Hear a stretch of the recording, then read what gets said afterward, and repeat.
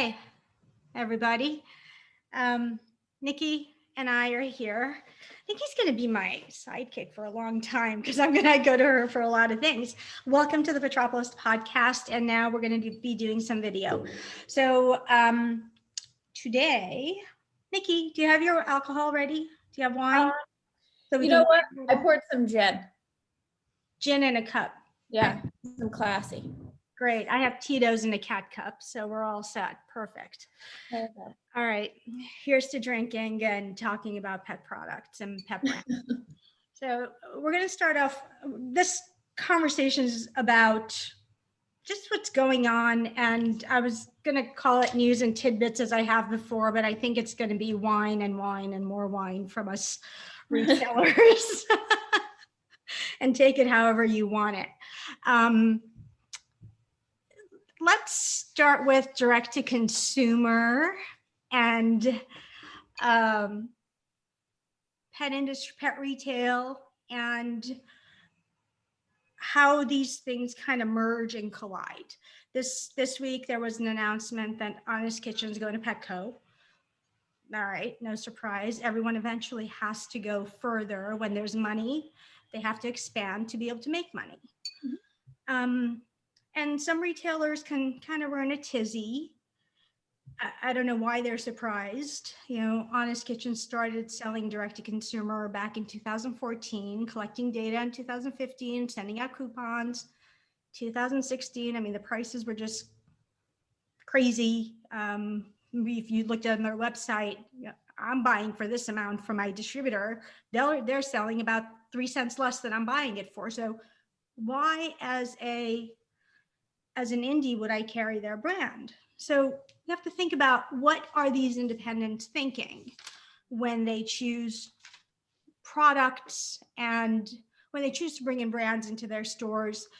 What kind of responsibility are they taking? What's their role? So I wanted to start with you because you're very outspoken. You've written many articles about all this. And if anybody listening or watching wants to read them, you guys really need to go to Nicci's site, and you'll tell us what that site is on Dogmatic. And you could read these articles, they're brilliant. But I want to start with, as an independent pet retailer, I want to get your view on the brands that are actually doing it right, the ones that are going about working with the indies and working with the consumers. Who's doing it right? Is there anybody out there? I think right now, one of the standout companies is, and I think people are going to be surprised to hear me say this, is Koha.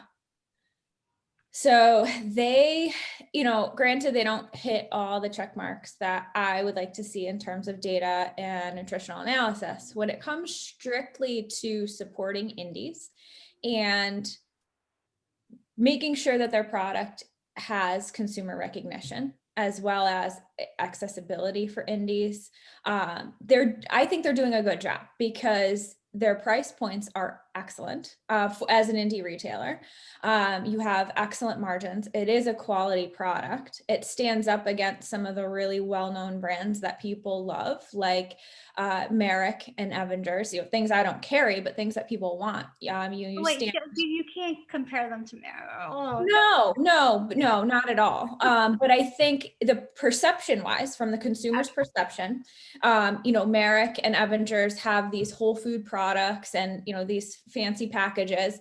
And when you actually compare the price points, what our margins are, what the quality is, Koha is such a better option, right? And it sells just as well. Even if you take a can or two off the shelf and let a customer try them at no charge, they always will come back. And the thing I love, although you could argue it's probably a little bit deceptive, but the thing that I love is that if you go to their website, you as a consumer could purchase their products for quite a bit more money. It's almost ungodly, the prices that they're charging. So they're in essence making that consumer who maybe would buy direct to have it shipped to their house go back to that indie retailer, which is pretty cool. It is pretty cool. I love Lonnie's at Lonnie Schwimmer. He's the owner of Koha, and they have great salespeople. Chris, I have amazing support from them. So I agree with you on Koha, but there's got to be more. What do you think about, I mean, Roz doesn't do direct to consumer at all. Nothing. But that's another one that supports the indies and are there for them. And Stella and Chewy. What do you think of those guys? Well, so they're not doing the direct to consumer. I think eventually you're gonna see the Stella and Chewy jump I don't think you're gonna see it right away. I think it's gonna be a few years. But I think they're poised to make a jump. I would be wary to have that brand be a large chunk of my business. And full disclosure, we do a ton of Stella between their frozen, their kibble, not as much as their freeze dried as we used to. But I would be wary about growing that on a larger scale. And half of that has to do with the fact that that jump is inevitable. The other half has to do with they've come out with so many line extensions without a lot of nutritional rationale, or any, I should say. So that's something that, in the wake of DCM, we should have learned our lesson in making sure that products are validated, and they're not. So, that's where I kind of pump the brakes a little bit. We actually never brought in any of their line extensions from their initial kibble launch. We only have their originals. Wow. That's telling. That's telling. But every brand eventually has to jump, especially if they're getting financing. Yep. If they're getting money externally from VCs, if they're getting capital, they have to eventually jump. But From is all internal, and they go direct to consumer, and they're in independent retail as well. What do you think of them? So I stopped carrying From a few years ago for a variety of reasons. When you actually start asking them questions about nutritional analysis, about ingredients, about who's formulating, and what type of controls they have, they don't like that. So when they were not able to provide rationale behind all of their new SKUs, I just stopped taking them in, and then I cut back. And I was kind of hoping that putting that pressure on them would have gotten them to say, okay, here's a little bit more information. Here's how we're going to fix our transparency issue. And they didn't. So, I mean, I, to be honest, don't really pay much attention to what they're doing, other than, getting announcements here and there for line extensions or new SKUs that really are no different from the other. I know that there are some people that I see in Facebook forums and things like that do purchase direct, but I don't think that's making a huge impact on the retailer, because if I'm not mistaken, their prices are actually quite high on their website as well. Right. Which is good for the retailer.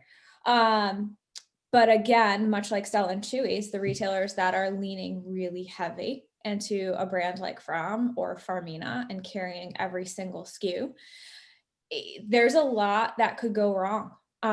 If there's a recall, a misformulation, a contaminant issue, something happens to their plant, there's a packaging problem, distributor disruption, whatever the problem is, what are you going to do if you don't have access to that product, or consumer confidence falters? What are you going to do? And, that's where I think carrying a healthy mix of well-known brands, indie-only brands, some niche brands, and managing your risk amongst all of those categories is really what indie retailers, if they want to survive coming out of COVID, that's what they have to do. Doubling down on From or on Farmina, in my opinion, is a big mistake. What I see indies doing is committing themselves, just like you said, they're making these mistakes with committing themselves to these brands only, and they forget their customers and their customers' needs. And we have such a variety of customers, and we have to start listening to them and not shoving information down their throats. So there's that weakness that is constantly happening, and the manufacturers and industry as a whole is using retailers to just keep promoting their brands to other retailers in magazines like Pets Plus, That is just, I mean, they keep using retailers to market to other retailers, and they get emotions up. It's like bad news. It's not fake news. It's all real. It's all real because it's somebody's feelings, and they're going on these tangents. And I sit back, I'm like, oh my God, just focus ahead. Look at your business. You know, so it's really frustrating to watch what the pet media is doing and what retailers are just missing. Yeah. And I mean, there's a lot of variables that go into that. And I think one of the struggles for a pet media outlet, any one of them, you can name any one of them, they're getting advertising dollars from companies. So they're not going to put out a piece that in essence is not favorable to one of their advertisers. That's just bad business. Although if they were truly advocating for the retailer and for the pet parent, they would, I think that they should have some sort of honesty and transparency when it comes to that type of thing. One of the things I found really interesting with the Honest Kitchen announcement, and I'm scrolling through my Facebook feed, and I have so many pet store owners from across the country on my feed, and I'm watching them either do, a Facebook sale or a Facebook announcement, or, voicing their displeasure toward Honest Kitchen. And some of these were videos. And I think what some retailers don't understand from a marketing perspective, a lot of them gave Honest Kitchen a ton of really good free advertising. Because if you think about it, doing it right now. Not really. Yes and no. But yes and no, because we're not flashing certain brands and products across the screen. And the point that I'm trying to make is that if you pay attention as you're scrolling through your Facebook feed or even your Instagram feed, and there's videos playing, how often do you actually listen in? Never. A lot of times you're just seeing, and you have none of the commentary. You don't know what they're talking about, but you're seeing a product on that screen. So unbeknownst to those retailers who were really unhappy with Honest Kitchen, they freely advertised Honest Kitchen and increased brand awareness to their entire feed. And 90%, if not more, of those people who saw that video had no idea that they were not speaking favorably about Honest Kitchen. So now they're going to walk into Petco in a month or so, and they're going to see it, and they're going to say, oh, well, my indie store owner or my friend who owns a store was talking about this product, so it must be great. And they might buy it. That's at least the way that I look at it, having a little bit of a marketing background. I would just be careful doing those types of things. Absolutely. Yeah. You can't put it all behind you and stand in front of it. I mean, Crazy Eddie days are gone, if you remember Crazy Eddie. Yeah. There are retailers like Hollywood Feed who are continuing to bring business in. They're not shutting down. They're growing. They're developing. Do you think their focus is different than most of the indies? How do you think they look at the world? So I think that they have a more of a variety of customers than a lot of us do. They're getting your big five. They're getting a mix of your well-known indie brands like your From. They're doing a little bit of raw. They're doing a little bit of freeze dried. They've got education. They have delivery. They really have a robust offering. So I think, in some ways they're similar to a lot of indies, and in some ways they're very different. But they have more brand. They have their own brand recognition, because they do so much of the advertising, and they have so much of that availability or presence in the communities that they serve. That is certainly one of their strong points. And I think that's probably one of the reasons why they're continuing to grow in the midst of COVID. But there are other indie retailers that are single stores that are continuing to grow. And the ones that I've talked to, and I've actually had, it was pretty cool to have so many of them reach out after the Honest Kitchen article, and they're doing the same thing that I'm doing. Mm-hmm. They're being honest, they're being transparent, they're constantly changing the types of things that they're offering. They've set a standard, and they hold the products or the brands that they represent in their store to that standard. But the key is that they're holding themselves to that standard. So if a product or a company doesn't meet that standard or changes, they'll adjust accordingly. And I think part of the miss is that a lot of retailers, the smaller ones, they're letting brands define them instead of defining themselves. Because if you hold yourself accountable and you set whatever standard, and they're going to be different for all of us, but you set whatever standard and you hold yourself accountable to that, a move like Honest Kitchen is no big deal. That's no big deal. And the same, when the inevitable happens with Stella and Chewy or Farmina or From, and it may not with all of them, but it will with a good chunk of them. It shouldn't be something that cripples your business. It shouldn't be. And you shouldn't get angry. You could just move on very easily and it's over with. Mm-hmm. Your business should continue and Mm-hmm. it should be seamless. Mm-hmm. On the raw side, I know a lot of people put answers on a pedestal. Mm-hmm. Because they are different than others.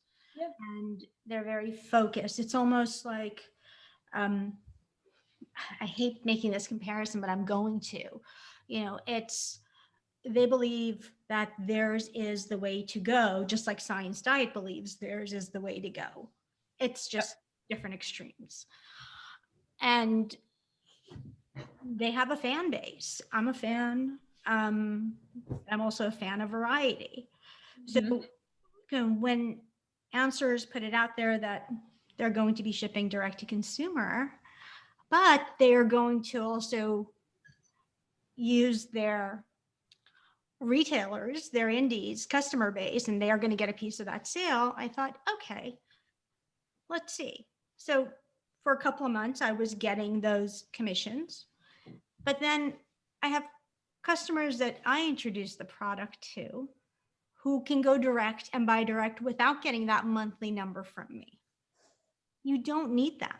And that commission is gone. So they collected data. And where I'm going with this is that direct to consumer businesses in the long run are data collectors. They are. And they want to capture your audience that you have worked hard and educated and worked with.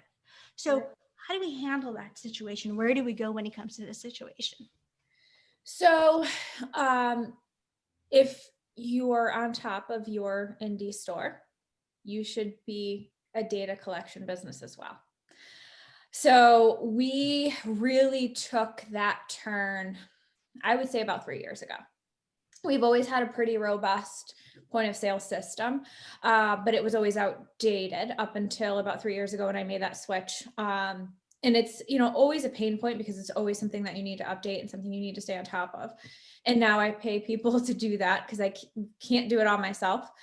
But you really should be collecting the same data on your customers. You should have their email addresses. You should have their addresses. You should know what they buy, when they buy it, at what frequency. You should know what price point they're in, and you should be able to analyze that data to figure out who's bracket jumping. In COVID, it was actually super interesting to see. Nobody really traded in their higher end food or their raw food for cheaper food. If anything, that average ticket went up, which was pretty cool to see. But really, you need to manage that data too. If you truly want to compete and have a presence in the world where you have Chewy and you have Amazon, those are data companies. Those are not pet food supply companies. Those are data companies. Same thing with the D2C brands. They're analyzing your behavior. They're analyzing everything. And you can do the same thing. We have a marketing company that we work with, and they do the same thing with our customers, where we're able to communicate that to them and with them at the pace and in the way that they want, whether that's email, whether that's text, whether that's social media, whether that's handwritten postcards or, whatever it might be. We're communicating with our customers the way that they want to be receiving that information. I think a lot of independents feel that is a difficult place to go and make an investment in. I don't think they see the value of it. And Well, maybe initially they don't know, they can't put that much money into it, but they can gather the data themselves using a good point of sale system. yep. So a point of sale system that we use is cloud-based, and you pay for it monthly. At the time, I don't even think you could pay for it yearly, although I haven't went in to check. Maybe there's that option.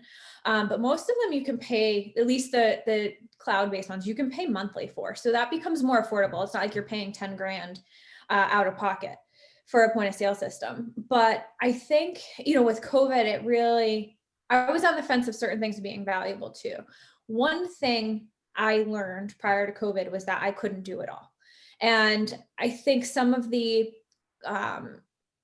organizations that are out to help retailers, they're trying to teach you how to do all this yourself. And as you start taking things more onto your plate, right? Whether that's scheduling your own social media, writing your own articles, doing your own sales, doing your own ordering, you can't do it all. Like, you can't. So you need to delegate that out to either hiring somebody and having that done in-house, or what we've done was we hired an external marketing firm. That's their job. That's what they do. In the grand scheme of things, it does not cost me much money, because the return that I've gotten and the ability to hold on to our customer base through COVID has more than paid for itself. And our customer retention is higher. We're getting all those, we know how many new customers come in for the first time and we never see them again. We're seeing that number way, way up in the middle of a pandemic, which is awesome. So you're seeing, can you repeat that? I want to hear that again. The customers that come in for the first time and never come back again, you're seeing an increase in those numbers? Well, an increase in them coming back. Okay. Because sorry, flipped up. But yeah. So I think the lesson there is accept that you can't do it all. Certainly, yes, you can gather that data, but you need somebody to do something with that data. Just having the data, if you don't do anything with it, is worthless. So if you can turn around and pay somebody to tell you how to communicate to your customers, or what patterns are like, or what they're spending their money on, what's turning, you match that up with inventory. There's so many amazing things that you can do. And there are very affordable marketing companies out there that are super effective at doing that. There are these, there's a lot of pet coaching groups out there, and you know them. I mean, I'm a member of multiple ones, and for me, it's a learning process. I just keep learning, and I use it in whatever way it's best for me. But as an indie, you sit there and you're involved with the calls and the Facebook events, and you watch all this, and it becomes just so much information. You feel like there's clutter in your brain. And I think what happens, and this is where I'm absolutely sympathetic to the plight of the indies, is that they get stuck. They don't look ahead. And then that's where the whole imbalance falls, and the fears about, oh my God, Veruva's going into Petco. What am I going to do? Well, put it next to Lotus Juicy Juice and start selling Lotus. Nobody knows that brand yet. And yes, you are going to make the introductions to the consumers, and eventually that brand will go away, and then another brand will come. It is a cycle. It's a business cycle. Accept the cycle. You don't try and fight it. I made that point too, where if you start finding and leaning into some of these smaller brands that maybe they have less awareness, maybe they have some awareness, but if you can have that healthy mix, and it's not saying fill your store with all of them, but have a couple of brands that you can consistently rely on, because they can't be found online or they can't be found anywhere else near you. And you build them up, you use them to build your business. And eventually some of those customers are going to switch anyway, because that's what people do. But you can always utilize those brands to build your business. And then when they jump, they jump. It doesn't mean you stop carrying it. But if you're relying on just the brands that have recognition, Honest Kitchen, I think, is it's a great learning experience for a lot of people, because I think what retailers didn't realize is that they had this brand awareness, they had this consumer awareness, and indies were like, oh, this is great because they're indie only, or, they felt as if they were really rooting for them, but they were using that data that they were getting from you putting people onto their product, going on and registering for their newsletter, or joining their Facebook group or whatever it was. And they were stealing customers. So they had two campaigns going at the same time, one that made it appear to indies as if they were their champion. And on the other side, they were doing their direct to consumer. So it's, you have to be aware that those types of things are happening. You have to be aware of what's going on outside your four walls. Yeah. Well, that's just the reality. It's always been this. It always has. And when someone's surprised, I just have to take make a deep sigh and just say, okay, wake up. I think the difference is, you kind of have two classes of, I guess, brands that are doing retailer and direct to consumer. You've got brands that are just offering their product at no discount or even at a higher price on their website, direct to consumer, and they're doing some advertising for product awareness, which is great. But the real incentive is to the retailer, being able to offer that product to the consumer for a lesser cost. And that brand is really driving traffic to the retailer. Mm-hmm. And then you have brands that are doing a little bit of both, right? So they're partnering with the retailer. They're still offering, in some cases, better pricing. They're doing some education. They're bringing some novelty to the industry, which is needed. But then at the same time, they're still marketing to the consumer, or some of them have sales or incentives if they sign up for a direct ship or a club or a monthly delivery. And those types of things, I think brands should probably pay attention to, because those are going to be the brands that some retailers are going to be more hesitant to get behind. Yep. Because which is it? Are you going to support them, or are you going to pull it on as Kitchen did? Yeah, and that's where the distrust jumps in. And we have mutual friends, Noble, and I love their products, but there's you get one free every 6 you buy, and I have to charge my customer less than they charge on their website, which great. That's an incentive for me to get their business. And we do that for a lot of brands. Yeah. But there's a level of frustration. The customer that does want to buy more at one time, especially because of the type of product it is and how easy it is to ship. Mm-hmm. That has a lot to do with it as well. That kind of steps on my feet a little. Mm-hmm. And especially as a brand new product, as a new brand, where do those brands need to consider where they want to put their loyalty for at least a certain period and work with us, mm-hmm. and give us the ability to grow it. And if we don't do it, we need to take responsibility. We've discussed this. You and I have discussed this.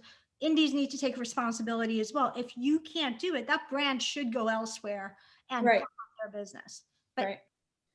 Don't play both ends. That's a little dishonest to me. Yeah. And I think that's also going to be different market to market, right? So where you are in New York City, that's probably going to impact you a whole heck of a lot more than it might impact me. And there are some other brands where it might be opposite. I think it depends on the product. But I'm not completely sure of this, and correct me if I'm wrong, but I believe there was a treat company that was supposed to be indie only, and indies just for whatever reason didn't get or give that brand traction. And I'm talking about Rome. Yeah. And they were supposed to be indie only, and now they're doing a really heavy direct-to-consumer marketing campaign on the internet. And I've noticed a couple comments from indies being upset about it. And I have to jump in here on that, because the distributor has a lot to do with a brand like Rome with treats. I'm going to say this: Phillips just does not put it out there with brands. They suck. So I think Rome, what they came out with 2.5, 3 years ago. Mm-hmm. And I think they gave it a good try. Well, and part of that probably too is the fact that, retailers just didn't want to support a brand coming through a distributor like Philips, and rightfully so. I mean, I'll Yeah, pass I over agree a with you. brand for the same reason. Yeah. But yeah, I mean, I think it's a double-edged sword. And to your point, I do feel for some of those brands that have a hard time getting traction. But that's where, indies need to recognize the brands that are really trying to do the best that they can for indies. And I think, back to your point, Noble's a great example. How much education was out on DCM? How much help was given to retailers? Mhm. And even still, you have some that are just not wanting to, invest in a new brand, or not bring in something else, or continue to sell in Chewy's that's widely available on Chewy. Mhm. So, you can't have both. And I think that goes for retailers and that goes for brands. You can't have both. You have to either do the work, invest in the brand, get your customers to buy in to, whatever it is about the product, the philosophy, the quality, the science, whatever it is that's important to you. And the same thing goes for brands. You can't go to Chewy and to 4 different distributors and then also expect indies to buy in and, sell it and have it be their number one product. There's got to be a balance. Yeah. And I think this is where regional distributors come into play, or distributors that have strong customer service skills. Mm-hmm. If you're a brand that really wants to commit to the indies and wants to be with a distributor, you have to push your distributor to promote your brand. And if your distributor is not doing that, come on, you got to get out. Yeah. And maybe focus on regional distributors and distribution to get to know your indies, to Mm-hmm. get to know, if you're going to stay in the background and not get to know your clients. And again, I have to go back to Koha on this. They get to know their clients. Mm-hmm. That's what sets them apart, along with what they're doing with their direct to consumer, upping the price to a point where the consumer's driven to their indie independent store. And they're providing the customer relation management, both on the consumer side Mm-hmm. and the indie side. Mm-hmm. So if brands want to take a lesson from another brand, it would be Koha they should be listening to when it comes to supporting indies and the end user. Yep. I would agree. And I think, with the uptick in DTC, the direct to consumer brands, I find that Chewy is less and less of an issue. I barely pay attention anymore. Because if you really go in as an independent retailer, you really go into Chewy, you shouldn't have most of the same products that they do. You're probably going to have a few of those core brands, but you're not going to have the majority of the products that they have. So you can, with pretty good confidence, recommend most items in your store and trust that they're not going to be able to go on Chewy and find it. Or if they do, it's, they're not going to have the same incentives, the frequent buyer, the education, or maybe just a better price point. I think if you, as an independent retailer, log on to Chewy and see that your inventory aligns with a lot of what they're offering, to your point, you're better off going to some of these regional distributors and providing some differentiation on your shelves. Because if you're trying to compete with Chewy, you're going to lose every single time. Every single time. And one of the things I wanted to bring up with the true direct to consumer brands, the ones that are shipping product, making it and shipping it, and they're the core source of information for the consumer, like the Farmer's Dogs and the Ollies and the Pet Plates. Yep. They eventually, I have a lot of their customers, and there's nothing wrong with their product. I just, they compare themselves to kibble and but yeah, I don't know what kibble you're comparing yourself to. That's the first thing. Yes, kibble's high heat processed, but how do I know your food is not sitting on heat for 6 hours, simmering away, and then you add a vitamin pack? are we comparing apples and apples or apples to oranges? What is actually really happening when it comes to this fresh food concept versus non-fresh food? And I think one of the most important things that these direct-to-consumer companies need and must have to survive is price points that keep the customers coming back and the right customer relation management. And that's a hard sell. I don't think I'm going to lose any of my customers to them long term. No, and I would agree with that. I mean, I have 3 dogs. If I were to feed one of those brands to my dogs, it's some mortgage payment a month. It really is. I've got 2 bigger dogs and 1 little guy, but they're incredibly expensive. I could see where if you're, spending a ton of money on meal prepping, or it's just a convenience factor and maybe money's not an issue to you, where those brands certainly have some appeal. But I think for the people that have tried those, when they come into a place like yours or mine and they see that raw is a quarter or half of the cost, it's like a no-brainer to them. So, those, I think they're, a lot of times they end up just being feeders for some of us indies, which is good.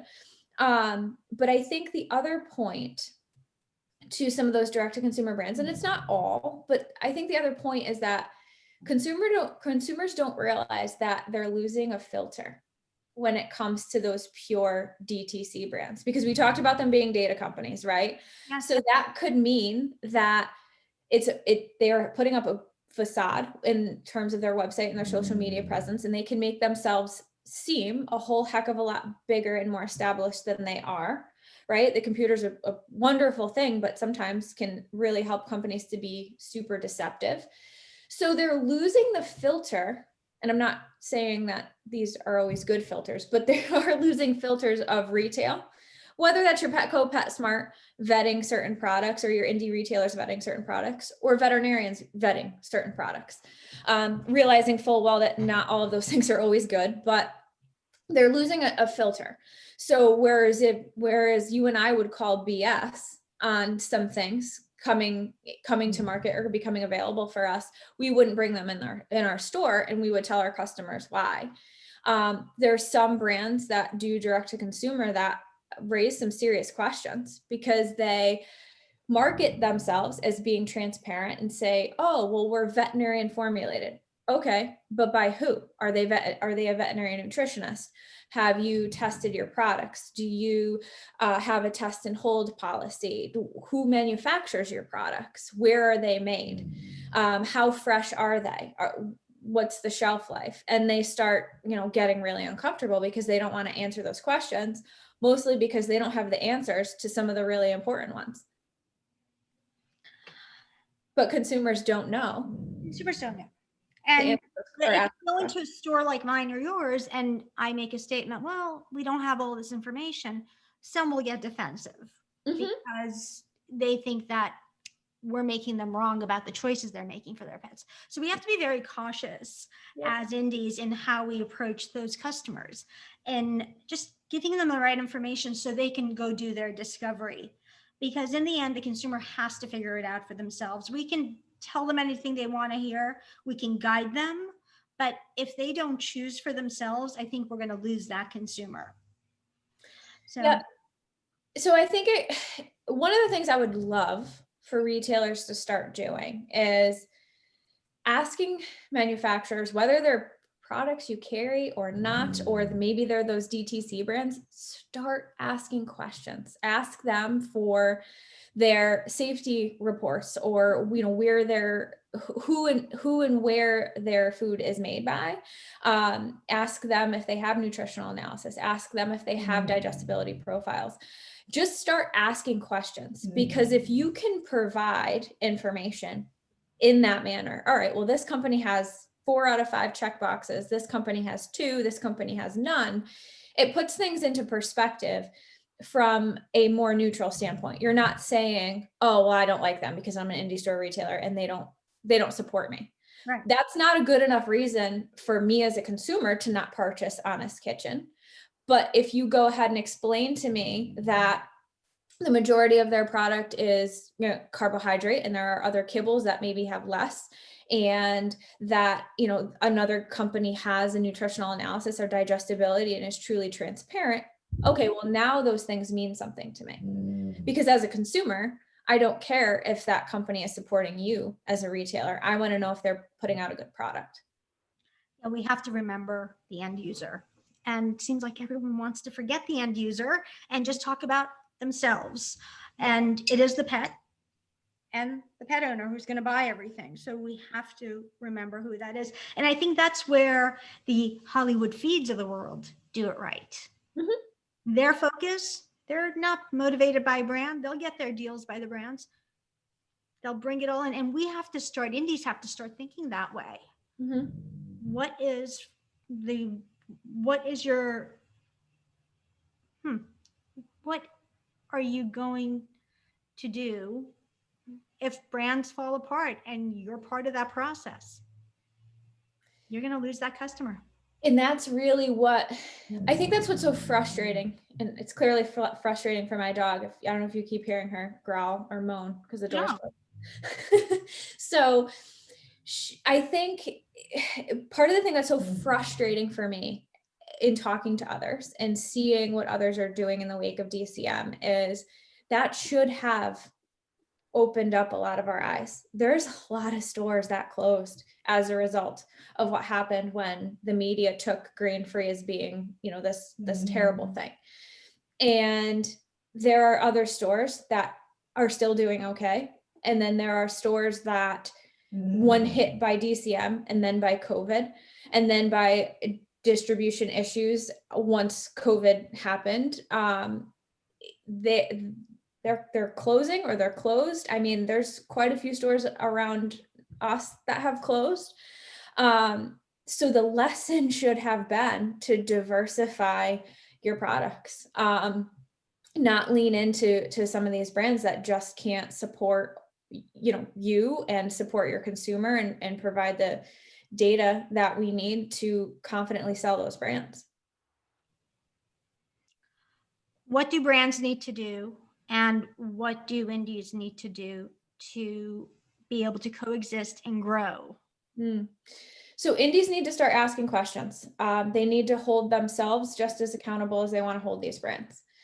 And those are probably some tough words for a lot of us to swallow, but really that's how I see brands starting to shift, because until we become bothersome enough to them, they have no incentive to go do that. And by do that, I mean, conduct a digestibility and do a nutritional analysis on their lines. You know, I don't think things should be brought to market without that. We've seen what happens when companies aren't doing that. Okay. So brands to supply us with, I mean, they're not going to do it. There's some that are. So if you are they going to put the information out there, or are they just going to do it and sit back and wait for someone else to do it? That's my concern, because a lot of brands want to do good, but they're afraid because the industry is so skewed and afraid to move forward and out the ones that aren't. It's this power play. Yeah. So I've actually had some really good conversations with a lot of brands. And I've been shown data that is not available to the public. They won't put it on their website. They won't share it unless you're a veterinarian or you become annoying enough. And I just became annoying enough to where they either had their formulators or their veterinarian or, you know, their nutrition scientist hop on a Zoom call with me, and they showed me digestibility profiles, which were favorable. They showed me great nutritional analyses that were favorable. But this is with their kibbles and their cans? Yes, with their kibble.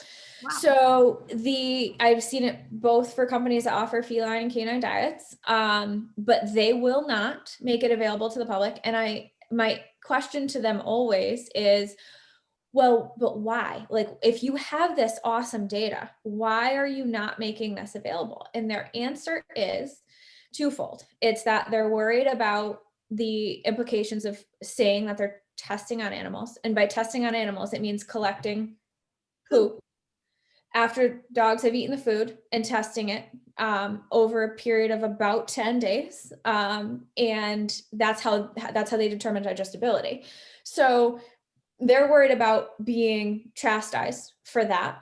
And then the other side being that they're worried about making other brands, quote unquote, look bad for not doing the same. And my point is like, but why? Like that would be amazing for your brand, and it would push others, more importantly, to do better. I'm a little, you know what's upsetting about this? It's that some of these brands out there are okay with deceptive marketing, but when they have the data, I'm not saying these guys are doing deceptive marketing, but these companies are actually collecting this data and able to provide it. And they can out the companies that are doing deceptive marketing, but they're not doing it. They're not stepping forward for the well-being of the animals that they claim they care about. That's fucked. And some of these, I look at it differently. So as a retailer, I look at it as, so you have the data to prove that the whole taurine deficiency or L-carnitine deficiency or whatever theory you wanted to hang on to for DCM was not an issue, at least with your product. And you're not willing to give the retailer that information. You sat back and you let us as retailers fight that battle for you with no data. That's a slap in the face as a retailer. Absolutely. Especially when you talk about all the retailers that had to shut down because they were in a stuck zone. Yep. That, and if a animal rights group jumps in and says, you're testing on animal, here, I'll show you how we're testing on animals. You have the data to show that there is no harm.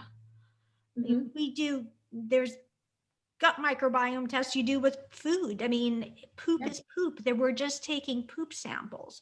So if they're not doing anything that is wrong or hurtful to any being, and it will only help, and they have this data present. Well, and there's ways around it too. So I think, one of the big things that, part of the conversation is that while dogs are kept in a kennel for 10 to 14 days, and, and people think they're either kept in like a crate or they think that they're kept in like a 4-by-6 foot run, which yes, maybe they are, but it's not like the pound that, we're thinking about that's in like New York City or up in the cities here in Connecticut. They're much nicer places, usually. I'm sure there's outliers to everything, but they're much nicer places. They're getting outside time. They're getting to mingle with, the other dogs that are in that group. They're getting people time. They're getting taken care of. They're seen by a veterinarian, and arguably they're getting better taken care of than most house pets. Mm-hmm. And there's another group that did some studies on raw food, and this was done in the UK. And what I thought was really interesting, granted, it's not something that would likely ever be able to be published because there are variables, there's not as much control, but they did a digestibility study or a poop collection for dogs that just lived at home. So they said to the owners, listen, you cannot feed this dog anything other than the food for 10 days. And we're going to come every morning and we're going to pick up the poop. And that was all people had to do. So of course you have to trust the owner and the people in the family not to give that dog anything other than what they were supposed to be given. But that data, in my opinion, is still going to be better than nothing. And if that's how some of these companies who want to claim the ethical or the animal welfare side want to go about and do a digestibility study, then I think it's better than nothing. It's a way to at least move the dial, right? Absolutely. And wait a second, why can't we use vets who have pets and use their animals to run these digestibility profiles with 10, 14 days? And you should be trusting a medical professional who wants to be part of the process. Use their animals. Most vets I know have at least one dog. So when we start with a controlled group, if there's so many ways around it. right, Nicci? Or, you know, a Labrador breeder, or you have places like Guiding Eyes and Fidelco. And I mean, there's so many ways I think that it could be done. It won't be perfect, but it's better than nothing. But, and here, going back to the manufacturers, what's their excuse? And that's where I'm frustrated. And forgetting the Indy, as a pet owner and as someone who cares about animals, I want to know. I want to know who's telling me the truth. I want to know if I have to feed my pet kibble, I want to be able to pick the one that has the highest digestibility profile and will not adversely affect my animal's well-being. And if you have that data. And I think the other point that a lot of people miss is if they're not doing those studies and they're just formulating with, you know, a computer program and putting it through and then putting it on the shelf and you're buying it, whose animals being experimented on? Yep, exactly. Exactly. Yep. I think that's the mic drop thing, right? You drop the mic at that point. I think, you know, it's those are just things you don't think about as a consumer. You don't think about, and a lot of retailers still don't think about it. I think at this point most people realize I came from pharma, and I mean everything's tested 6 ways to Sunday in pharma, and so I just had assumptions about how things were done in the pet industry. And for everything to be saying, oh, Complete and Balance contains this, supports hips and joints, good for sensitive stomachs, you would think there would be data to support all of those things. And a lot of times it's not. It's not the case. It's not the case at all. And so when you start looking, when you know claims and you know what the FDA requires for a claim for a human product, you start looking into products that are meant for cats and dogs, and there's just the lack of accountability on the animal side is really mind-blowing. It's frustrating. All right, we're coming up on an hour here, and I want some takeaways from this, Nicci. She's like, no.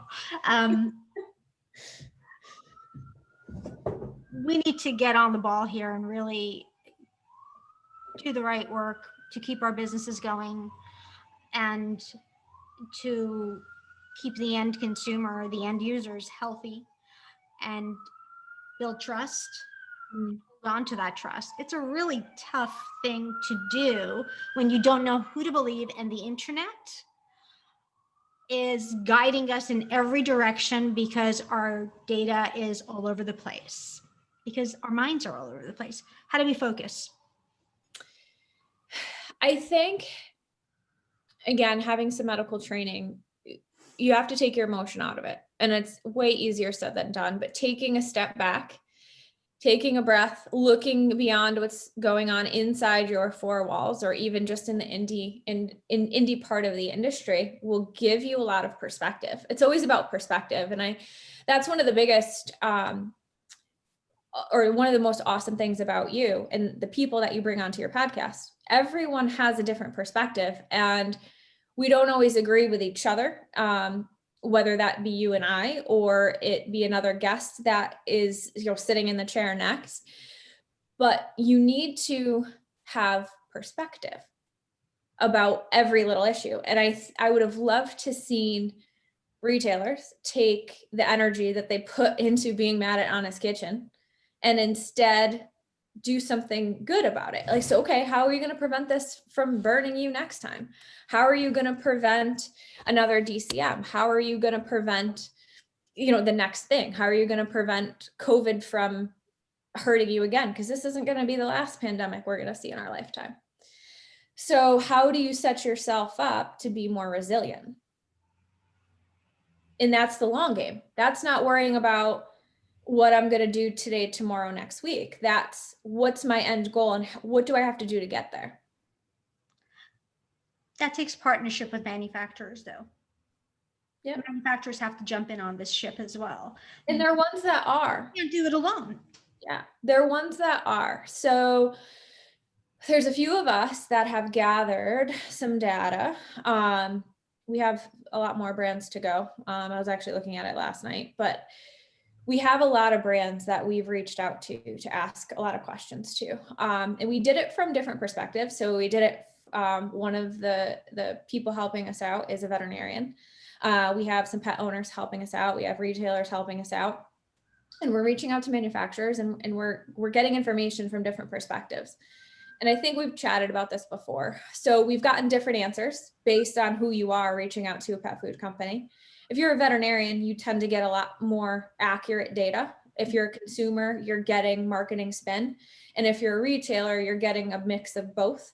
And you have to know the right questions to get the same information the veterinarian is getting. And some of those brands that are super deceptive are the ones that indies are leaning into the hardest. One of them is a well-known raw brand that everybody loves. So yes, it does take manufacturer buy-in into that philosophy, but it simply just boils down to data. If they validate their products and provide the information, that's it. It's really quite that simple. Okay. And now I know what's going to happen. People are going to be bugging you to find out who that raw brand is. So with that, we're going to say goodbye. And until we see each other again, which we will, I will have Nicci on again, because we are going to challenge the industry to be honest and cut the shit. Yeah, that sounds good. Cool. All right. It was nice chatting with you. Always good chatting with you.